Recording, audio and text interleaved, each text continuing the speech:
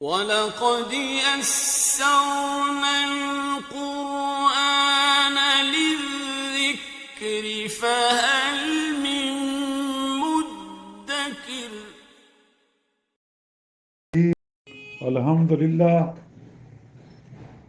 الحمدللہ وکفیٰ وسلام علی عبادہ الذین اصطفیٰ اما بعد فاعوذ باللہ من الشیطان الرجیم بسم اللہ الرحمن الرحیم والذین کفروا اعمالهم کسراب بقیعۃ یحسبہ الظمآن ماء حتی اذا جاءوا لم یجدوا شیئا ووجد اللہ عنده فوفاه حسابا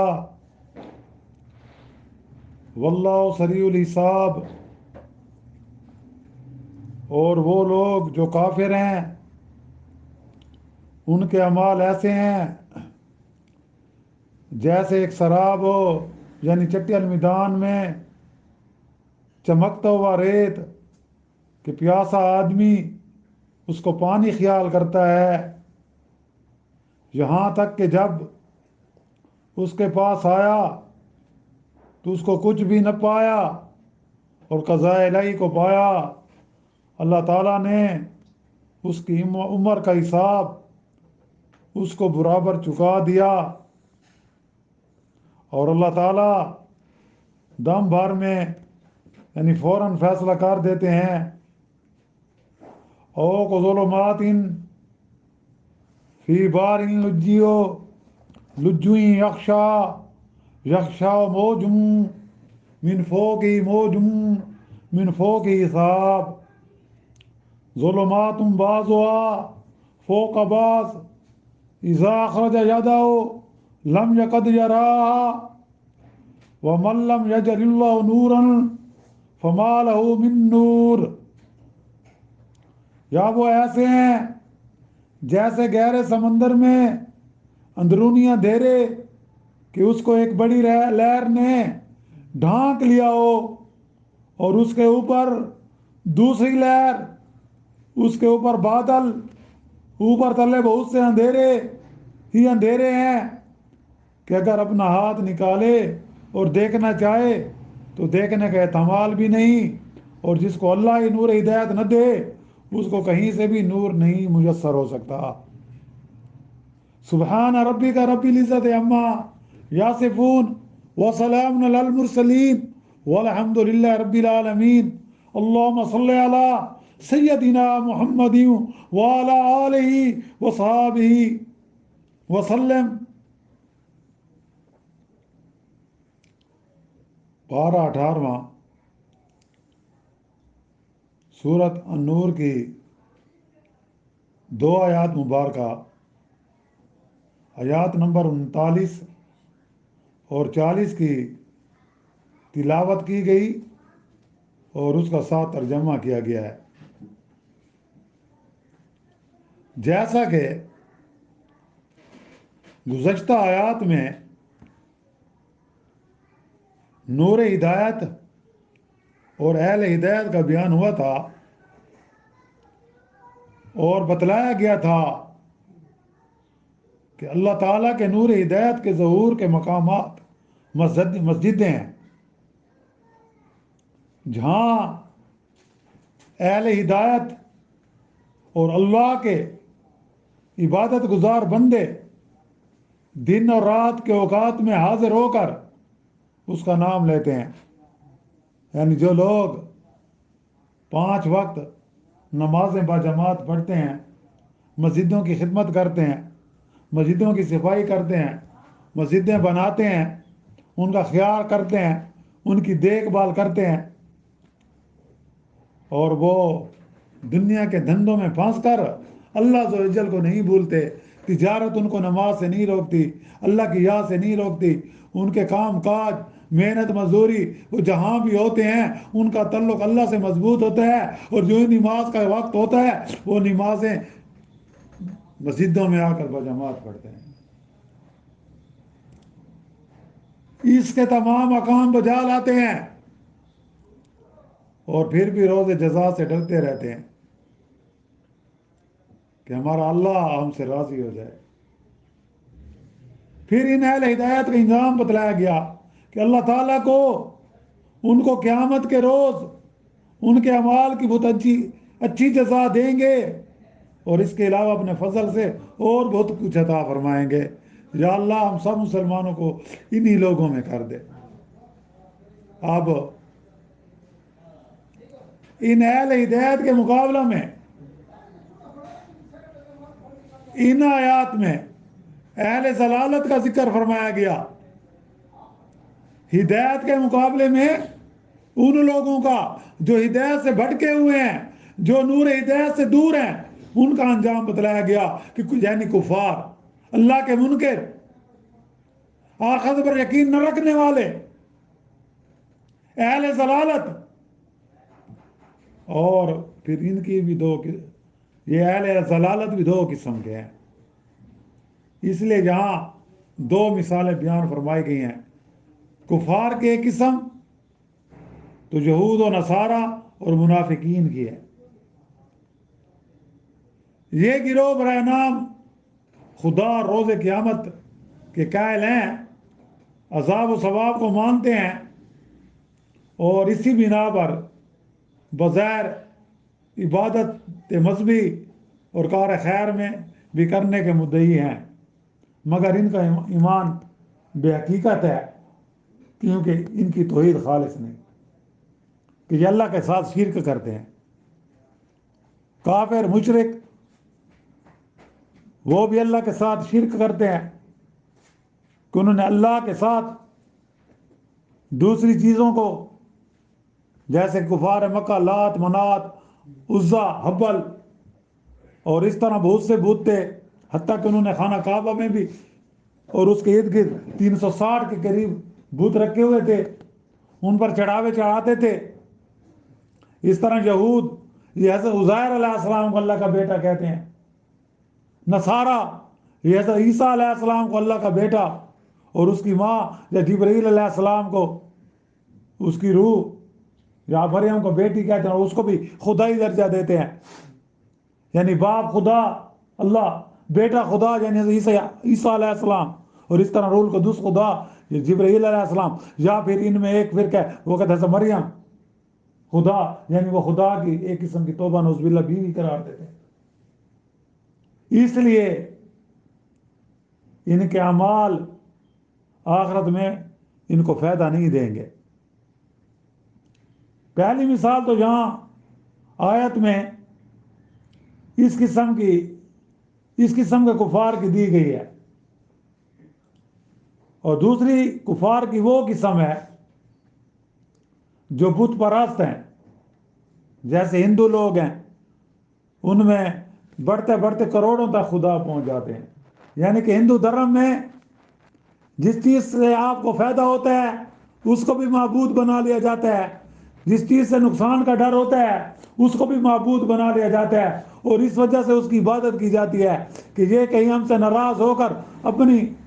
یہ جو ہمیں فائدہ دے رہا ہے اس کو بند نہ کر دے، اور جو نقصان دہ چیز ہوتی ہے اس کی اس لیے عبادت کرتے ہیں کہ یہ ہمیں نقصان نہ پہنچائے۔ جو بت پرست اور غیر اللہ کی پرستش کرنے والے ہیں، اب دوسری مثال میں ایسے کفار کی مثال دے کر ان کے اعمال کی حقیقت کو ظاہر کیا گیا۔ پہلی قسم کے کفار جو اپنے عقیدے کے مطابق کہ وہ اچھے کام کرتے ہیں، وہ سمجھتے ہیں کہ مرنے کے بعد کام آئیں گے، حالانکہ اگر بظاہر کوئی کام ان کا اچھا بھی ہو تو کفر کی شامت کی وجہ سے وہ اللہ کے ہاں مقبول نہیں ہے، بلکہ ان کو وہ یعنی کہ ایک دھوکہ ہے۔ جیسے کہ دوپہر کے وقت جنگل بیابان میں ایک پیاسے کو دور سے پانی دکھائی دیا اور وہ حقیقت میں چمکتی ہوئی ریت تھی، پیاسا شدت پیاس کی وجہ سے بےتاب ہو کر جب وہاں پہنچا تو معلوم ہوا پانی کچھ نہیں ہے وہاں، یہ صرف آنکھوں کا دھوکہ تھا، یہ تو ریت ہی ریت ہے، اب ہلاکت کی گھڑی سامنے کھڑی ہے، اور اللہ تعالیٰ عمر بھر کا حساب لینے کے لیے موجود ہے۔ چنانچہ اس اضطراب و حسرت کے وقت اللہ نے ان کا سب حساب ایک دم میں چکا دیا، کیونکہ وہاں حساب کرتے کیا دیر لگتی ہے، ہاتھوں ہاتھ عمر بھر کی شرارتوں اور غفلتوں کا بھگتان کر دیا۔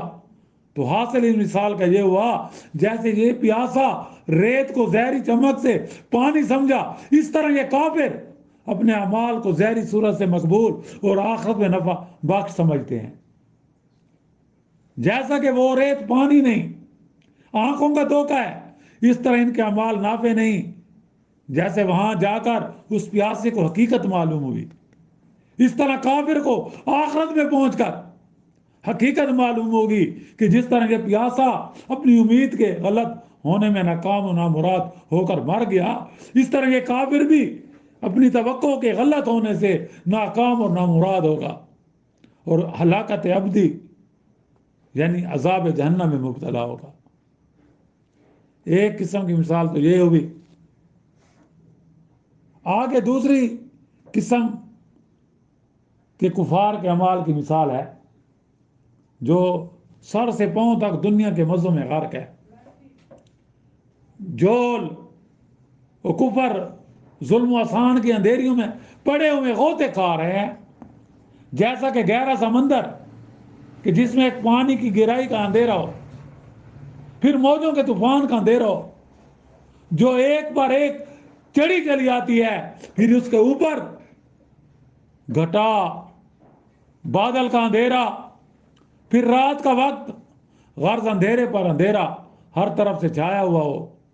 کہ اپنا ہاتھ اٹھا کر آنکھوں کے قریب لا کر دیکھے تو اندھیرے کی وجہ سے نظر کچھ نہ آئے کہ ہاتھ کہاں ہے، غرض اسے روشنی کی کہیں سے ذرہ بھی جھلک نہیں ملتی۔ اس مثال کا حاصل یہ ہے کہ اس شخص کے پاس اپنے اعمال کے باب میں کوئی بھی امید افزا اور دل خوشکن بات نہیں، ظلمت ہی ظلمت ہے، خسارہ ہی خسارہ ہے، تاریکی تاریکی ہے۔ اول تو سمندر گہرا، پھر جب امواج کا تلاطم ہوا تو وہ اندھیرا بڑھے گا، پھر اوپر سے بادل کی گھٹا ہو تو اندھیرے کا کچھ ٹھکانہ ہی نہ رہے گا، خصوصاً اس شخص کے لیے جو سمندر کی تہہ میں ہو۔ تو جس طرح اس مثال میں ظلمت ہی ظلمت ہے، تاریکی تاریکی ہے، اس طرح ان کفار کے اعمال میں سراسر تاریکی تاریکی ہے۔ اور سچ ہے، روشنی اور نور کا منبع تو اللہ عز و جل کی ذات ہے، جو اس کی طرف سے غافل ہو گیا اس کے پاس روشنی کا کیا کام۔ اللہ تعالیٰ ہمیں غفلت سے بچائے، اللہ تعالیٰ ہمیں ہر وقت اپنا قرب عطا فرمائے، ہمارے دل میں ہر وقت اللہ کی یاد بسی رہے، کیونکہ اللہ نے قرآن مجید میں فرمایا ہے کہ وَمَن يَعْشُ عَنْ ذِكْرِ الرَّحْمَٰنِ نُقَيِّضْ لَهُ شَيْطَانًا فَهُوَ لَهُ قَرِينٌ، کہ جو میرے ذکر سے منہ موڑتا ہے نا، ہم اس کا ساتھی شیطان بنا دیتے ہیں جو اس کے ساتھ ہوتا ہے۔ یہ قرآن کہہ رہا ہے۔ تو اللہ تعالیٰ ہمارا ساتھی جو ہے کسی شیطان کو نہ بنائے، ہمارے ایسے اعمال ہوں کہ شیطان ہمارا ساتھی نہ بن سکے، بلکہ کوئی فرشتہ ہمارا ساتھی بن جائے۔ بس مقصود یہ جدلانا ہے کہ ان کفار کو چاہیے کہ اتباع احکام الہیہ کا ارادہ کرے تو اللہ ان کو نور ہدایت دیتا ہے، مگر انہوں نے اعراض کیا تو تاریکی میں رہ گئے، کہیں سے بھی سہارا نہ ملا، اور اس میں قصور اور کوتاہی سراسر کفار کی ہے، کیونکہ اللہ تعالیٰ کی توحید اور الوہیت اور اس کے نور کی طرف رہنمائی کرنے والے بے شمار نمونے دنیا میں پھیلے ہوئے ہیں۔ چنانچہ اس کی قدرت کے کچھ نمونے اب انشاءاللہ ہمارے اگلے درس میں جو آیات مبارک پڑھی جائیں گی اس میں بیان کیے جائیں گے۔ وآخر دعوانا ان الحمدللہ رب العالمین۔ اللہ تعالیٰ کا بے انتہا شکر احسان ہے کہ جس نے اپنے کرم سے ہم کو اسلام اور ایمان کی دولت سے نوازا۔ اللہ تعالیٰ ہم کو دنیا میں نور ہدایت سے منور فرمائے اور آخرت میں بھی ہم کو نور ہدایت کے ثمرات عطا فرمائے۔ یا اللہ، آج ہم جو نور ہدایت سے غافل ہیں اور دنیا کے ظلمت میں پھنس گئے ہیں، تو ہماری اس غفلت کو دور فرما دیجئے، آخرت کی طرف سے ہماری آنکھیں کھول دیجئے، اسلام صادق اور ایمان کامل کے ساتھ اس دنیا سے ہمیں کوچ کرنا نصیب فرما۔ اور یا اللہ تو جب تک ہمیں زندہ رکھ ہمیں نیک اعمال کرنے کی توفیق عطا فرما۔ یا اللہ ان نیک اعمال کو اپنی بارگاہ میں شرف قبولیت عطا فرما۔ یا اللہ ان نیک اعمال کا ثواب حضرت آدم علیہ السلام سے لے کر قیامت تک جتنے بھی مسلمان جن و انس ہوں،